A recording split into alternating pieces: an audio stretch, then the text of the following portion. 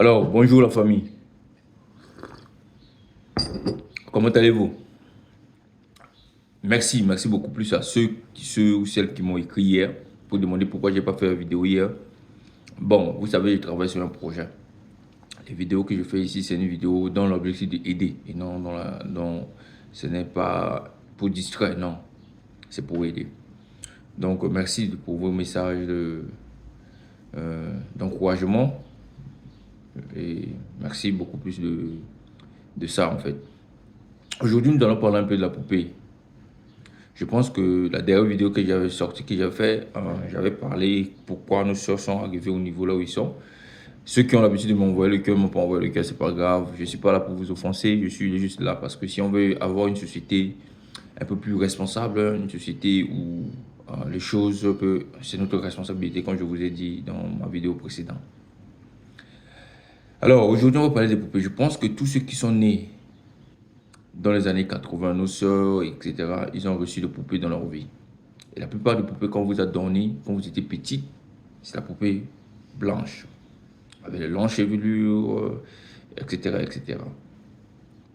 Ce qu'on ne vous a pas expliqué, la plupart de ces poupées n'étaient pas fabriquées en Afrique. Pourquoi en Afrique, on ne vous vendait pas les poupées noires?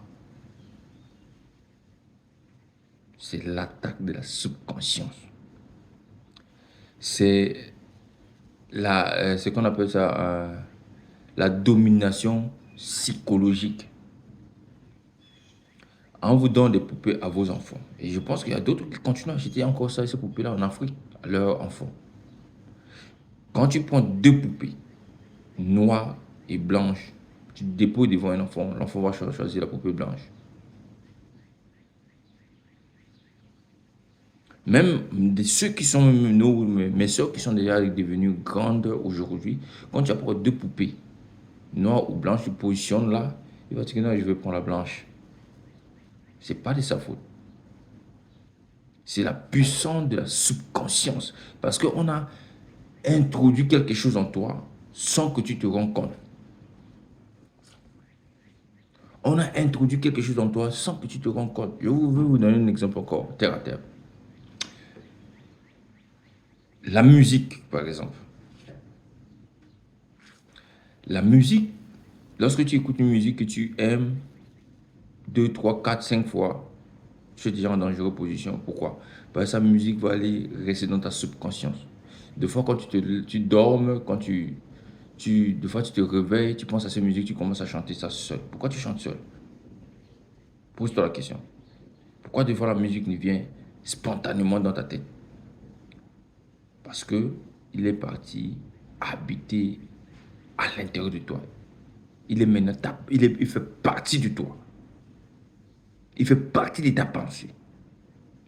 Maintenant, la conscience, quand les choses sont restées encore dans la conscience, ça va, tu peux te débarrasser de la conscience dans 2, 3, 4, 5 jours. Tu te débarrasses. Il y a des choses que, même si quelqu'un te parle de quelque chose que tu as fait hier, tu as déjà même oublié. Pourquoi? Parce que c'est resté dans ta conscience. Ou parce que la personne n'a pas insisté. Voilà, dans le domaine des communications, par exemple, ils insistent sur un certain nombre de choses. Quand je vous ai donné j'avais donné un exemple sur les médias français, etc. Qu'est-ce qu'ils font? RFI te donne une information, il répète ça durant toute la journée. Pourquoi? Parce qu'il veut mettre cette information dans ta subconscience. Cela explique que quand tu dis des choses de mauvais à un enfant, plusieurs reprises, plusieurs fois dans le mois, plusieurs fois dans la journée, dis-toi que ce n'est pas toi seul qui dis ça à cet enfant. Il est un enfant, bien sûr. Mais quand il sort, il écoute la même chose que tu lui as dit, Théo. Il dit, damn. Et lorsqu'il écoute la même chose directement, il se sent frustré. Pourquoi? Parce que sa maman lui a dit, son père lui a dit. Et si cet enfant a des grands frères ou les gens du quartier peuvent répéter la même chose, il dit que ta mère lui a dit qu'il est voleur. C'est un voleur, voleur, voleur, voleur. C'est gravé dans son esprit. Et ça commence à faire partie de lui. Ça crée des instincts en lui. Voyez-vous? Alors, je reviens sur notre sujet d'aujourd'hui. Vous avez poupée là que vous voyez là. C'est cette attaque psychologique qui a fait aujourd'hui, nos soeurs sont retrouvées dans la situation là où ils se retrouvent. C'est pas qu'ils font ça parce qu'ils connaissent. Ça devient un réflexe pour eux. Ça devient un réflexe pour eux. Est-ce que vous savez que une clip musicale, que vous regardez, c'est un marché. C'est un marché. Une clip musicale, c'est un marché. Parce que dans les clips, souvent, il y a des chaussures qu'on vend, il y a des habits qu'on vend, il y a des chevelures des femmes qu'on vend, il y a des styles de maquillage qu'on vend dans une clip. Vous regardez les clips, mais ce n'est pas les clips que vous regardez. Vous êtes au marché. C'est quand vous êtes rentré dans un supermarché là. Chaque clip que vous regardez, sachez-le que vous êtes dans un supermarché. Je vais vous expliquer.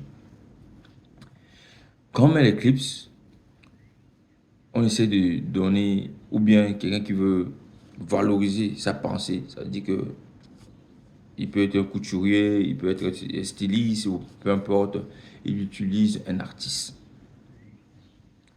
Et quand tu regardes ces clips plusieurs fois, à chaque fois quand tu marches en route, tu dis, oh, c'est la chaussure que tel musicien veut porter. Oh, oh, ta greffe là, c'est pas la greffe de Rihanna que j'avais vu ça. Yeah, c'est pour Rihanna, un truc comme ça. Parce que c'est au marché. Quand vous regardez chaque clip, ce que vous regardez, c'est le marché. Pourquoi? Parce que l'objectif, c'est ta subconscience. La musique est faite pour attaquer la subconscience des êtres humains. Voilà pourquoi je vous donne un conseil ce matin. Ne répétez pas les mots de la musique si vous ne connaissez pas leur sens. Ne répétez pas les mots de la musique si vous ne connaissez pas leur sens. Parce qu'il y a des musiques souvent, on te maudit à l'intérieur. Mais c'est dans une autre langue que tu ne connais pas. Tu répètes ça, ça veut dire que tu te maudis toi-même. Et quand ça reste dans ta subconscience, ça devient toi. Gardez ça en esprit. Je parle de la subconscience ici.